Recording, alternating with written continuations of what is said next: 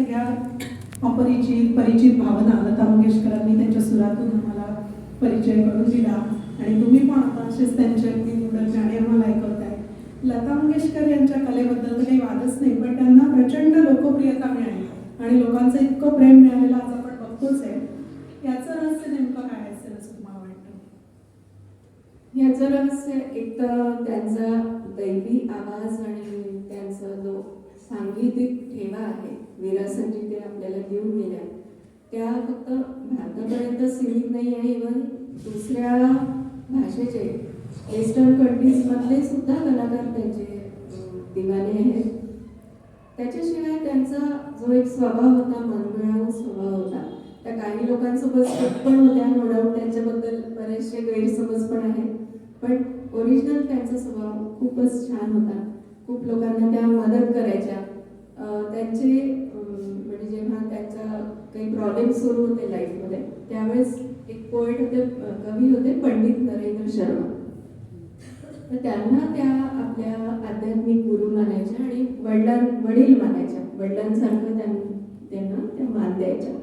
तर त्यांची मुलगी लावण्या शहा म्हणून ते आता सध्या अमेरिकेत आहे. तर त्या सांगतात की जेव्हा दिदी यायच्या त्यांच्या घरी, तर तेव्हा बरेचदा असं एक दोनदा झालं की आता त्या काळात जे कवी लोक म्हणा किंवा त्या विविध भारतीचे डायरेक्टर पण होते, पण त्या काळात त्यांना इतका पगार नसायचा, तर त्यांच्याकडे फ्रीज नव्हता. तर या लोकांना काही सरबत वगैरे करायचं असलं की लावण्या दिदी आणि त्यांच्या बहिणी बाजूच्यांकडून जाऊन बर्फ आणायचं. त्या काळात असं बरेच ठिकाणी होतं की फ्रीज सगळ्यांच्या घरी नसायचा, बाजूच्यांकडून बर्फ आणायच्या. तर त्या सांगायच्या की असं एकदा दिदींसमोर घडलं की त्या बाजूनी बर्फ आणायला गेल्या. दुसऱ्या दिवशी दिदींनी फ्रीज पाठवला. म्हणजे ते पंडित नरेंद्र शर्मा ते ॲक्सेप्ट करायला तयार नव्हते, पण त्यांनी दुसऱ्या दिवशी फ्रीज पाठवला आणि 2 तास ते ॲक्सेप्ट करायला तयार नव्हते आणि या फोनवर त्यांना कन्व्हिन्स करत होते, नाही तुम्ही फ्रीज घ्या. त्याच्यानंतर त्या मुलींची जेव्हा लग्न झाली तर सगळ्या पूर्ण परिवाराच्या साड्या दिदींनीच घेऊन दिल्या. असंच एक प्रभाकर जोग म्हणून ज्यांचं गाणारं व्हायोलिन असे प्रसिद्ध आहे ते, तर त्यांचा इंटरव्ह्यू एकदा माझ्या मिस्टरांनी घेतला. तेव्हा ते सांगत होते की जेव्हा सुरुवातीला त्यांनी पण काही फिल्म्समध्ये संगीत दिलेलं आहे, तर त्यावेळेस लता दिदींना त्यांनी कॉन्टॅक्ट केला की माझ्यासाठी पण तुम्ही गा. आणि यांनी आधी व्हायोलिन त्यांच्या ह्याच्यात दुसऱ्या गाण्यांमध्ये वाजवलेलं होतं, तर त्यांनी ॲक्सेप्ट केलं दिदींनी की ठीक आहे मी येईन. आणि अगदी बरोबर वेळेवर आल्या. वेळ पाळण्यातही त्या खूप परफेक्ट होत्या. कधी कोणाचा वेळ वाया नाही घालवला. कुठल्या संगीतकाराचं असं नाही झालं की दिदी आल्या नाही म्हणून त्याचं त्या दिवशीचं सगळं भाडं वाया गेलं. म्हणजे त्या काळात संगीतकारांना स्टुडिओज जे होते ते रेंटवर घ्यावे लागायचे. सगळे जे त्यांचे संगीतकार जे असायचे, म्हणजे व्हायोलिनवाले, पेटीवाले, तबलावाले, या लोकांना त्या दिवशीचं त्यांना पूर्ण हे द्यावं लागायचं, सॅलरी द्यावी लागायची. तर जर गायक आला नाही वेळेवर तर हे सगळं संगीतकारांचं वाया जायचं. तर हे कधी लता दिदींनी होऊ नाही दिलं. कोणाचेच पैसे त्यांनी असे वाया नाही घालू दिले. जी वेळ त्यांनी ठरवलेली असेल त्यावेळेस बरोबर विथ प्रॅक्टिस त्या गाण्याची त्या आधी प्रॅक्टिस करून मग जायच्या. म्हणजे असं तिथे पण खूप वेळ वाया नव्हते घालवत आणि पैसा वाया जाऊ देत नव्हत्या त्या कोणाच्याच. तर ही एक त्यांची खूप मोठी खासियत होती. तर ते प्रभाकर जोग सांगत होते की म्हणे मी जेव्हा म्हणजे त्या अगदी वेळेवर आल्या आणि सगळं गाणं वगैरे रेकॉर्ड झालं आणि त्यांना विचारलं की किती तुम्हाला मानधन देऊ, तर त्यामुळे आधी हे गाणं रिलीज होते आणि किती हिट होतं ते बघू आपण, त्याच्यानंतर तू दे, आता तर सध्या मला काहीच नको. असं त्यांनी अनेक संगीतकारांसाठी गायलेले आहे, म्हणजे फ्री ऑफ कॉस्ट गायलेलं आहे. त्याच्यानंतर बरेच म्हणजे बाहेरचे जे लोक होते त्यांच्यासाठी पण त्यांनी असे खूप सोशल वर्क केलेलं आहे. इथे आपल्या भारतीय लोकांसाठी दीनानाथ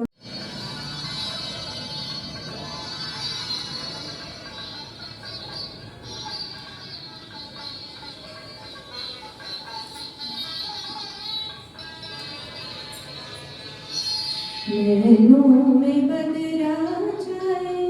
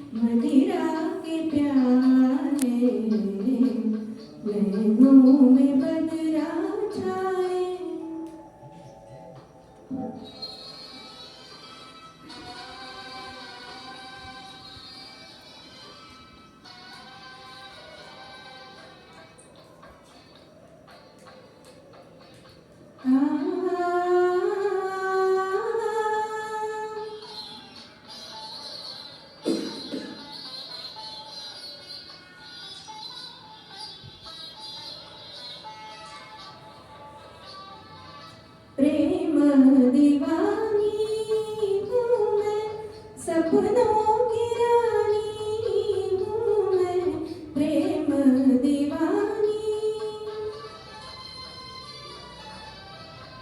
प्रेम दीवानी हूँ मैं, सपनों की रानी हूँ मैं, पिछले जन्म से तेरी प्रेम कहानी हूँ मैं, इस जन्म में भी तू अपना बना ले, नैनों में बदला छाए, बिजली सी चमके आए, ऐसे में बलम मोहे गरबा लगा ले, नैनों में बदला छाए. नवऱ्यासाठी वाट बघत असते तर तिचं सॅडनेस लता मंगेशकरनी पिक केलेलं गाणं. आय होप तुम्हाला गाणं आवडेल. आजा ये जाने वाले लौट आए बहारे, आए पपीहे को जरा मिलके पुकारे,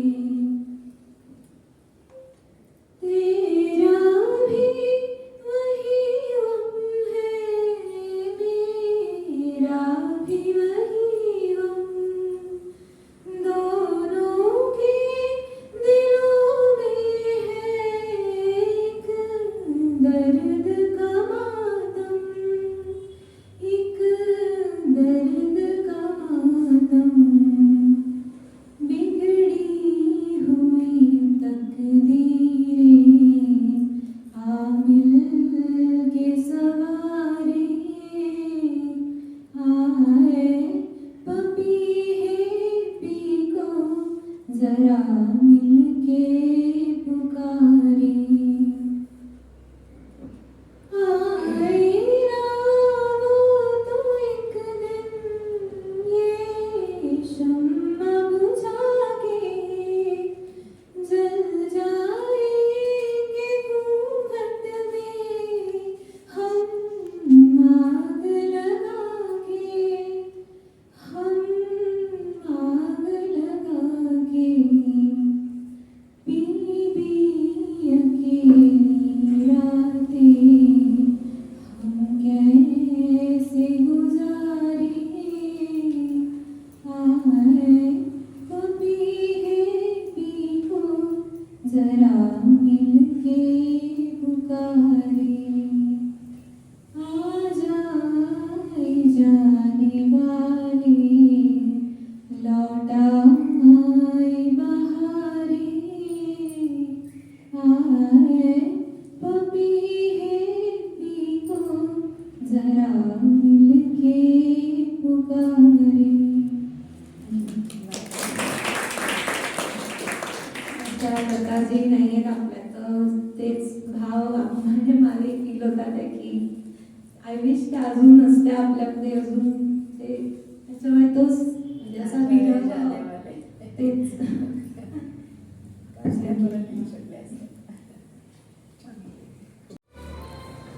हमारे बाद अब महफिल में अफसाने बयां होंगे, बहारे हमको ढूंढेंगी, न जाने हम कहाँ होंगे, बहारे हमको ढूंढेंगी.